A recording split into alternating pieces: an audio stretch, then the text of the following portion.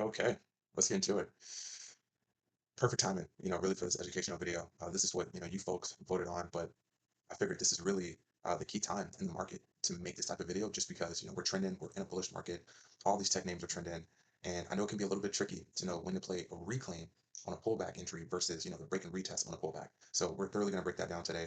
Hopefully, this gives you some clarity. I explain this in a very simplified way so you can have this added into your playbook moving forward. Once again, thanks for the love, support. Please don't forget to like, subscribe, and let's get into it. So master market structure for cleaner, high probability setups. So that's number one, right? Something that you'll always hear me say is our job as traders is to control our risk and our emotions. We can't control anything else. Having a high probability setup, right? That's your system. That's your edge in the market.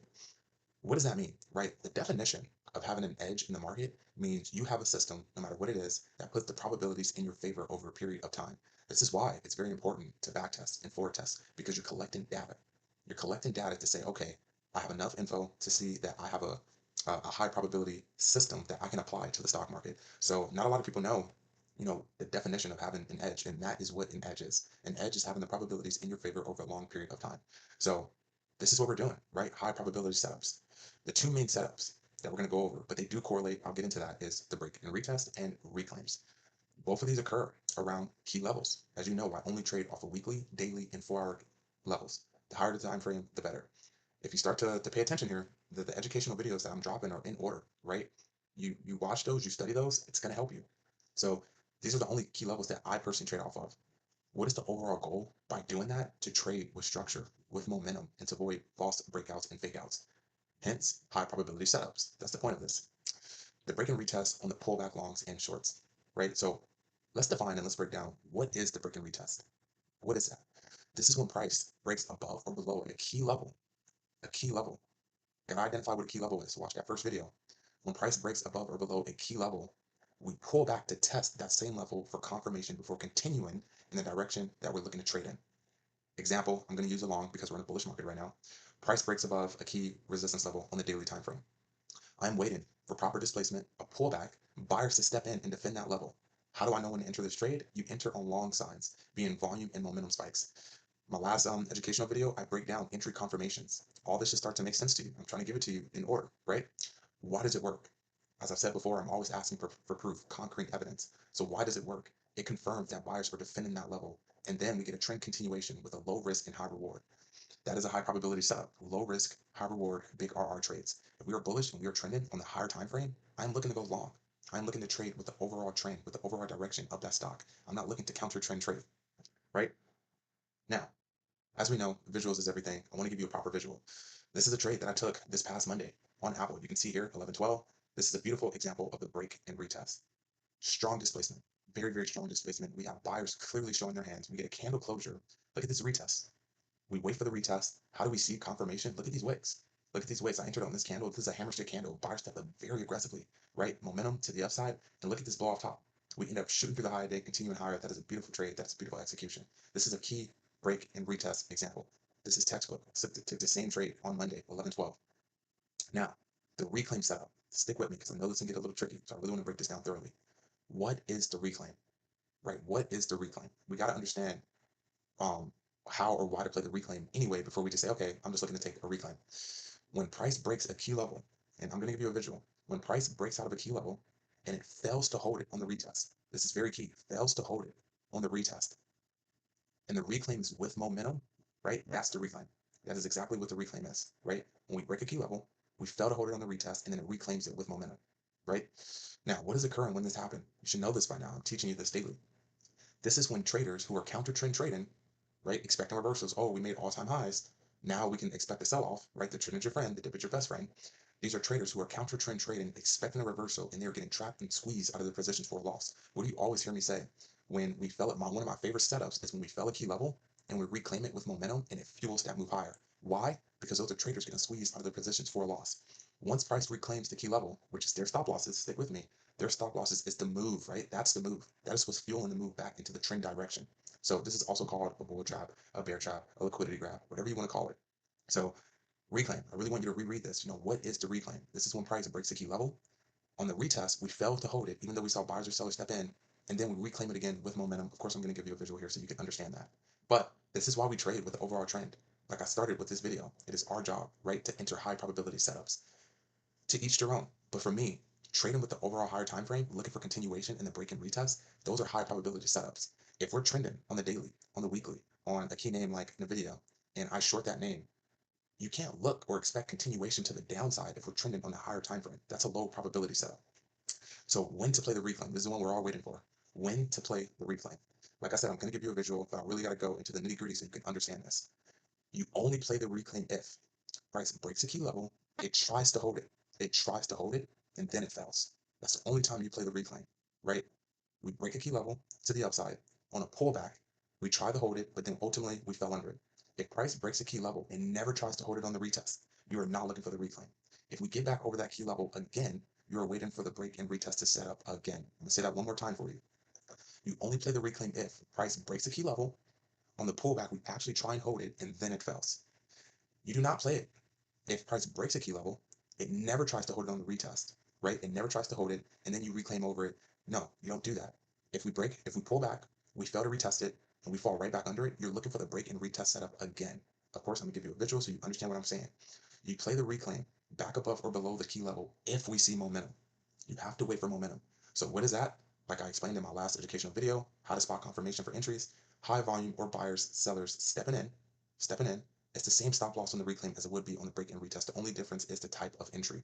That's something I really want to hit on, right? Because you may think, well, how do I know where my stop loss is? It's the same entry. It's the same game plan. It's the same trade. It's just a different type of entry confirmation, right? It's the same stop loss. Whether you take the break and retest or the reclaim, it's going to be the exact same stop loss. So it's the same stop loss on the reclaim as it would be on the break and retest. The only difference is the type of entry. Do not play the reclaim if that key level was never held or defended. I know I've said that 3 times, but I really want to specify on that. Do not play, right? Do not play the reclaim if we never tried to hold or defend that level on the retest, right? If price falls right through without buyers or sellers attempting to hold it, you're not looking to play the reclaim. You're looking to trade the break and retest again.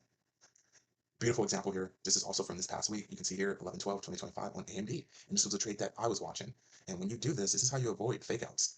You can see here we got a beautiful breakout, momentum, displacement, buyers are in control, markets open to the upside. We know we're bullish bias. You see this, right? We closed at the high of the day. We ended up pulling back. This candle doesn't count. This is a misprint.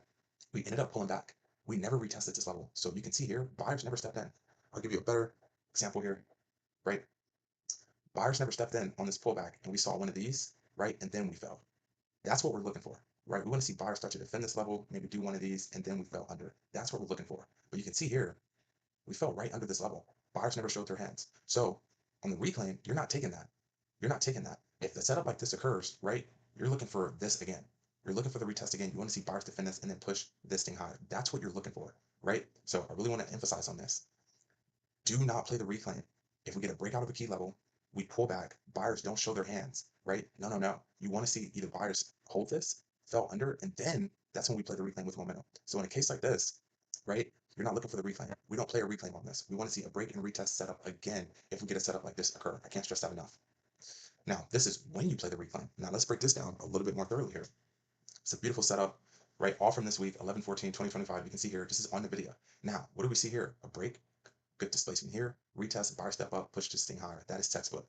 That's what you want to see here on NVIDIA, right? That's a proper break and retest. But we didn't get a continuation higher. We ended up falling. We fell under our key level. You can clearly see here. Now, what does that mean? That means if we reclaim this level with momentum, I'm not looking for the break and retest. I'm looking for the reclaim with momentum. That's exactly what I'm looking for. You can see here on this candle, see this momentum spike? That's the entry confirmation. Like I said, in our last trade in our educational video, I explained to you entry confirmations. You're looking for reclaims. You're looking for momentum. You're looking for volume spikes. So this is when you play the reclaim, right? We already saw over here, one sec, we already saw over here that buyers did defend this and push this thing higher. That's exactly what you want to see. We came back again, looking for continuation higher. We didn't hold. So we came back again. We know we're not looking to short this name with bullish bias. We reclaim it. See this volume spike? That's your entry confirmation. And what does that do? Fuels that move higher. I can't say that enough. I always say my favorite setups, right, is when we fell a key level, we reclaim it. What does that do? Fuels this move back to the upside.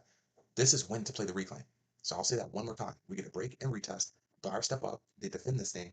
We ultimately fell, and then we reclaim it again with momentum. That is when you play the reclaim. So let's compare the two, right? The break and retest is a clean break, a pullback, and then buyers or sellers defend that level. What's confirming it? Buyers or sellers defending it with a strong momentum volume stepping in at that level. Why do we trade that? When do we trade that? Trend continuation. Something I always say, no matter what system you trade, no matter what edge you have in the market, there's pros and cons to everything. You have to know the cons to your system. What are the cons? The break and retest, channels, consolidation. The trend is your friend, right? We want to look for continuation and follow through on our place. The reclaim.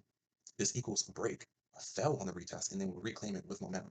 What confirms it? Momentum and trap buyers.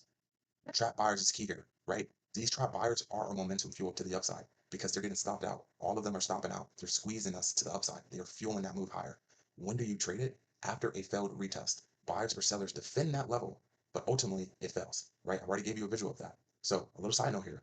The reclaim can happen very fast because you're playing the reclaim on momentum, not the retest.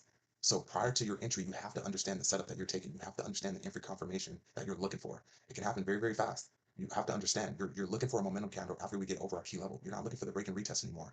So if my key level fails and I'm looking for the reclaim, I have my contracts ready, knowing if I reclaim this level and I get a volume spike, that's my entry confirmation. It's no longer waiting for the break and then retest and then seeing buyers or sellers step in. You've got to understand that. So because this can happen fast, remember, you cannot chase this. Let the reclaim happen. A lot of people are very eager to just wait. As soon as we reclaim it, they jump the gun and they take their entry. No, I don't want to take a break and base. I want to see us reclaim my level, and I want to see strong sellers or buyers step in with momentum. That's my entry. So you gotta be very calm. You gotta hold your water, right? As soon as we reclaim it, don't be so eager to take that trade. Don't be so eager to jump the gun. Once you spot the volume and momentum, that's your cue. So you've got to understand that your entry confirmation on the reclaim is very different from your entry confirmation on the break and retest. So on the retest, on the break and retest, it's a bit more simple, right? You know you're looking for a break of a key level, you're looking for displacement, you're looking for the pullback, and you're looking for buyers or sellers to step in to confirm they are defending that level, and then you take your trade in whatever direction you're looking to trade in. But with the reclaim, once we reclaim that level, right, we can base above it for 3 minutes, for 5 minutes. I'm not looking to enter that trade until I get a very strong volume or momentum candle in my favor, and that's your cue. So hope this helps. Hope you're able to learn from this. Rewatch this video, rewatch these slides, and then compare it to your chart, right? Compare it to your chart.